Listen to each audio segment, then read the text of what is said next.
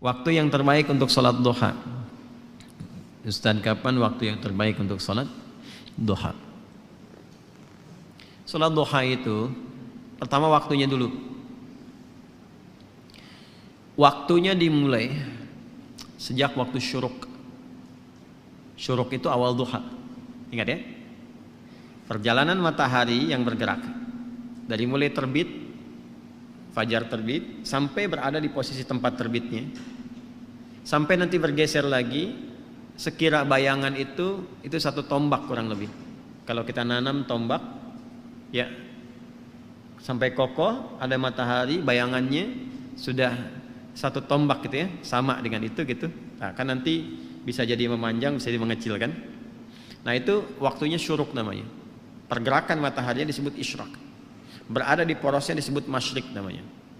Bayangan yang satu tombak ini itu sudah masuk waktu syuruk. Syuruk itu awal duha. Jelas? Awal duha. Di awal duha ini ada kemuliaan. Hadisnya sahih. Sahih sekali. Di At-Tirmidzi hadisnya. Qala Rasulullah sallallahu alaihi wasallam, Rasulullah SAW bersabda, oh kama qala, man shallal ghadata fil jama'ati. Di redaksi lain fil masjid. Siapa yang menunaikan salat subuh dengan berjamaah. Di hadis lain di masjid. Jadi ada dua diksi di sini, dua redaksi. Satu ditunaikan berjamaah, yang kedua di masjid. Saya mengambil jalan tengahnya saja. Yang prioritas itu yang dimaksud masjid. Salat di masjid. Tapi kalau ada uzur tidak memungkinkan ke masjid, nah ini. Biasanya sih uzur yang dimaknai di sini ada yang lekat dengan perempuan yang tidak memungkinkan ke masjid karena alasan-alasan yang ditoleransi oleh syariat. Dan itu nanti banyak riwayat menyebutkan statusnya sama dengan salat yang ditunaikan laki-laki di masjid. Jadi ibu jangan berkecil hati. Karena memang hati sudah kecil gitu. Kalau besar kan repot tuh, nggak bisa ketampung. Jadi kalau misalnya suami laki-laki ke masjid dan perempuan tidak memungkinkan karena alasan yang ma'dzur syar'an, ya ditoleransi oleh syariat, itu tunaikan di rumah dan nilainya sama dengan laki-laki yang ke masjid. Nah, kalau ingin dapat awal duhanya syuruknya, maka tunaikan berjamaah di rumahnya. Ya, misal dengan asisten rumah tangga atau ada anak yang nggak ke masjid, misalnya yang perempuan, sama-sama lakukan di rumah. Nanti ada 3 keadaan perempuan yang tidak memungkinkan untuk ke masjid boleh di rumah. Nah, baik. Sebelum 3 keadaan itu saya sebutkan, saya balik dulu supaya tidak terlampau melompat. Man shalal ghadata fil jama'ati aw fil masjid. Siapa yang menunaikan salat subuh berjamaah atau di masjid, kemudian thumma yaq'udu yadhkurullaha. Lalu dia tidak langsung beranjak, berzikir dulu. Duduk zikir. Saya telah terangkan di satu kesempatan di malam tadi kan, zikir itu banyak, bisa berdoa, bisa kalimat thayyibah, bisa baca Al-Quran, bisa taklim, itu bagian dari zikir. Taklim, kalau ada muhadarah, orang Arab bilangnya muhadarah, kalau kita taklim. Itu paling singkat, paling gampang, dapat sholat syuruk tuh paling enak tuh itu. Kalau Sabtu Ahad kan ada kajian subuh kan, enak kan tuh duduk. Nah itu kajian itu termasuk dari zikir yang mengingatkan kita dengan Allah. Itu dalilnya di Quran surah 3 Ali Imran di ayat 190-191 itu.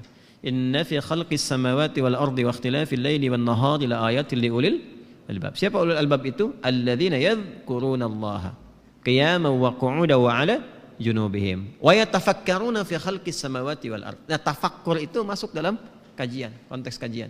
Ah itu sedang berzikir kepada Allah Subhanahu wa taala. Karena itu di hadis Muslim komen Nabi terhadap orang yang sedang ngaji itu tinggi, menyampaikan 4 kemuliaan. Ya, majtama'a qaumun fi baitin min buyutillahi. Enggak pernah ada orang kumpul di salah satu rumah Allah. Kemudian kumpulnya itu spesifik. Yatluna kitaballahi wa yatadarasunahu fima bainahum. Mereka ngaji di situ. Ngaji, mempelajari ayat, mendiskusikannya. Illa kecuali orang-orang itu sedang disebutkan oleh Nabi mendapatkan 4 kemuliaan. Ghasyiyatuhum rahmah, dinaungi oleh rahmat Allah Subhanahu wa taala. Nazalat alaihimus sakinah, diberikan sakinah, ketentraman pada jiwa.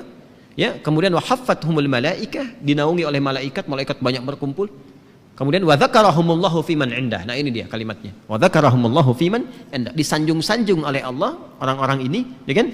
Sanjung-sanjung oleh Allah di sekitaran makhluk yang ada di dekat arsy. disebut-sebut namanya. Ya, itu hambaku fulan. Fitnah disebut-sebut tuh. Fitnah nih. Masya Allah, datang jauh-jauh dari Jakarta, disebutin tuh sampai selesai. Ya, Masya Allah. Itu disanjung tuh. Makanya Nabi itu mensupport kita untuk menghidupkan halaqah zikir. Nah, zikir itu salah satunya ada yang memahami dengan ilmu. Majlis-majlis ilmu, majelis ilmi. Nah, dalilnya dari mana? Yang Al-Mujadalah itu ayat 11. Ya.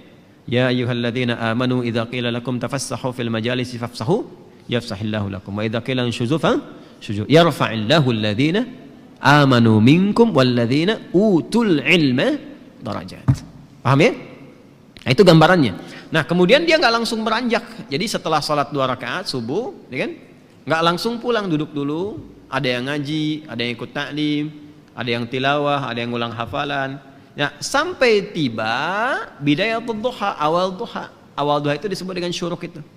Ya, hatta bidayatul duha, sampai tiba awal duha.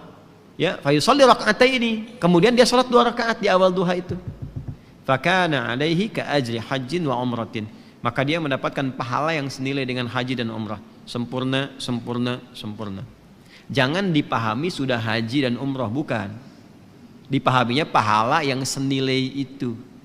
Ya, tapi belum tentu dapat kemuliaan sholat misalnya di Masjidil Haram, Masjid Nabawi, itu kan kemuliaan yang lainnya. Tapi pahalanya baik. Apa di antara pahalanya senilai haji dan umrah itu?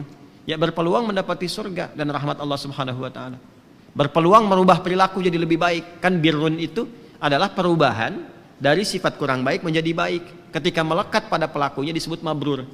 Makanya di situ disebutkan haji mabrur, haji yang merubah perilaku seseorang menjadi baik. Nah, di antara jalan kalau belum bisa mampu haji atau umrah, konsisten salat syuruk itu awal duha. Kalau orang terbiasa salat syuruk, manfaat utamanya ya itu bisa merubah perilakunya menjadi lebih baik. Itu yang dimaksudkan. Jelas? Makanya didapatkan pahala senilai haji dan umrah. Dan itu mahal sekali. Ini awal duha.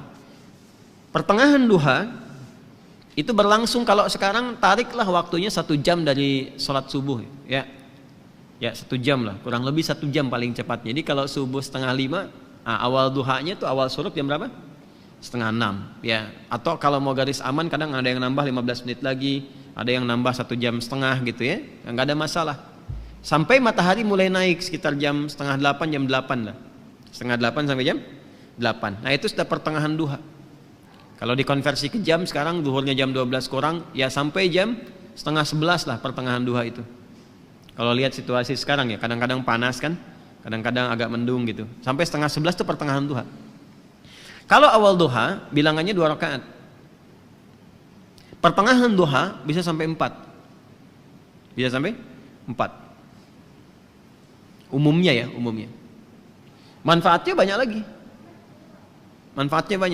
Itu yang dimaksudkan pengganti zikir dari seluruh tubuh itu. Ya, tubuh kita kan sebetulnya harusnya berzikir, semua tubuh kita tuh. Dari pikiran, dari mata, telinga sampai ujung kaki. Zikirnya anggota tubuh itu dengan mengingat Allah, dengan cara menggunakan semua fungsi tubuh pada yang dikehendaki oleh Allah. Mata ini yang Allah inginkan apa? Melihat yang baik. Jadi zikirnya mata itu menatap yang baik-baik menurut Allah. Ketika menatap yang buruk, dia sedang keluar dari jalur zikir. Demikian cara memahaminya. Nah, itu pengganti itu yang mengkafar kewajiban itu. Wajib ini dalam konteks bukan wajib dalam seperti hukum fikih ya, bukan. Artinya sesuatu yang seharusnya melekat secara fitrah. Ya. Nah, itu tertutupi oleh rakaat salat duha di pertengahan. Yang 2 rakaat itu. Kalau kita mau teruskan sampai 4 boleh. Ya, itu yang salah satunya bisa menjaga kita dari musibah umum yang mungkin terjadi. Ya, misal banjir di komplek misalnya, kita bukan komplek PTM ya, komplek tertentu misalnya. Kalau di sini insya Allah nggak banjir, ya cuman kadang naik dikit. Insya Allah selesai. Banjir nih, nah, misalnya. Itu kan umum terjadi tuh. Kok bisa gitu ya? Yang seharusnya volume airnya tuh kelihatan tinggi, tapi ada satu rumah yang nggak kena air tuh balik lagi gitu. Nah, itu maksudnya. Macet nih sekarang kan? Udah macet sana sini macet luar biasa. Padahal si Komo nggak lewat kan. Itu menariknya, yang konsisten ibadah ini itu tiba tuh bisa saja dipalingkan dari jalur macet itu. Ada yang ngasih tahu kah? Tiba-tiba ada polisi datang misalnya, Pak nggak usah kesini Pak, ini padat, Bapak lewat sini aja tuh. Kok bisa cuman Anda gitu kan yang diarahkan ke situ? Ya, Terus bisa jadi ada misalnya iring-iringan lewat, ya kelihatan, udah masuk aja sini, masuk tuh, ikut kan, bukan pindah mobil, maksudnya mobil yang ikut di belakang tuh, ya. Tapi kadang-kadang kan juga mengikuti mobil jenazah, ini ada orang soleh meninggal tuh masih beramal juga kan, ambulan diikutin di belakang. Nah itu, ya itu musibah umum yang kadang menimpa, tapi kita tidak mendapatkan bagian dari itu, terjaga. Bukan musibah khusus spesifik yang harus dialami untuk melatih ketangguhan kita dalam berkehidupan. Yang ketiga, akhir duha. Akhir duha itu sampai menjelang zuhur. Dari setengah 11 sampai menjelang zuhur, sampai menjelang tibanya adzan zuhur, itu akhir duha. Itu bisa sampai 8 rakaat bisa. 2 sampai 8 rakaat. Kerjakan 2 ya, sama 4 kali. Seperti tarawih yang 11 rakaat itu kan 8 rakaatnya, ada yang 2 deh. Boleh. Mau 4 juga bisa. Tunaikan itu. Di antara fadilahnya bisa memudahkan limpahan rizki. Ya, tapi bukan narik kemudahan rizki sebagai motif atau modus untuk sholat duha. Kalau itu biasanya walaupun dapat berkahnya kurang gitu. Ujung-ujungnya nanti masalah aja. Ya, biasanya suka begitu. Kalau saya sarankannya nggak usah mikir apa-apa, pokoknya kerjakan lillah aja. Nanti biarkan Allah yang menggerakkan segalanya. Paham ya? Baik. Boleh nggak dikerjakan berjamaah sholat duha? Sifatnya sebetulnya sendirian. Tapi pernah ada kasus Nabi sedang sholat duha, terus beberapa di belakang ikut makmum ke Nabi, dan Nabi tidak menegur dan tidak memberi kode, diteruskan sampai selesai. Maka ulama kemudian melihat itu sebagai salah satu landasan dibolehkannya dalam keadaan tertentu, ya duha itu dilakukan berjamaah. Contohnya apa? Anak-anak sekolah, ya kan, pengen diajarin salat duha, dipraktekin, boleh. Ustadz yang imamin, anak-anak di belakang jadi makmum, boleh, sah. Ayah ingin melatih di rumah duha kepada anak-anak dan istri misalnya kan, untuk membiasakan, dilatih berjamaah dulu, itu boleh. Dalilnya yang tadi yang digunakan. Itu nggak ada perbedaan pendapat loh. Jadi kalau Anda maksa sendiri berbeda, Anda yang berbeda sendiri. Ya, awas. Jadi ngajinya disempurnakan, ada. Tapi bukan berarti menjadi kebiasaan yang dilestarikan dalam konteks ini terus sehingga seakan-akan menjadi itu tradisi untuk berjamaah, bukan itu. Ya, sama sebetulnya dengan sholat malam juga. Sifat sholat malam itu sifatnya sendirian sebetulnya. Ya, bukan berjamaah. Tapi bukan berarti nggak boleh berjamaah. Ada dengan tujuan tertentu untuk berlatih atau mendapatkan kenikmatan bacaan. Kalau imamnya bagus, khusyuk baik, gitu. Kita berlatih untuk mendapatkan itu. Ya, dalilnya banyak. Yang paling populer itu kan yang Ibnu Abbas itu, radhiyallahu taala anhu. Masih ingat? Ingat ya? Di Abu Daud itu nomor 1367. Ya, Ibnu Abbas itu sampai nginap di rumah bibinya Sayyidah Maimunah hanya untuk melihat kebiasaan Nabi di malam hari. Ya, sampai kemudian bangun malam hari, beliau memviralkanlah kejadian itu ke kita semua. Jadi kejadian baik itu boleh diviralkan. Ya, kejadian baik boleh diviralkan. Tapi kalau musibah ditolong, bukan diviralin. Udah tahu orang kebakaran, di videoin terjadi kebakaran, saya ngapain? Orang di mobil minta tolong, Anda videokan gitu kan? Ya, maaf ya. Nah ini duha itu ya, yang ditunaikan itu 2 rakaat bisa 4 di akhirnya, itu bisa mempercepat datangnya apa? Rizki sesuai dengan kehendak Allah. Dan jangan selalu ditafsirkan dengan uang atau proyek, tidak. Kesehatan itu rizki. Yang kalau sakit mungkin biayanya cukup tinggi. Ketenangan itu rizki. Yang kalau gelisah keberlangsungan bisa ke psikiater atau psikolog yang biayanya juga mahal juga. Makanya tenang itu mahal, Bu, Pak ya. Tenang itu mahal dan itu solusi sekali, solusi. Kecuali kalau ada maksiat tenang, nah itu bermasalah.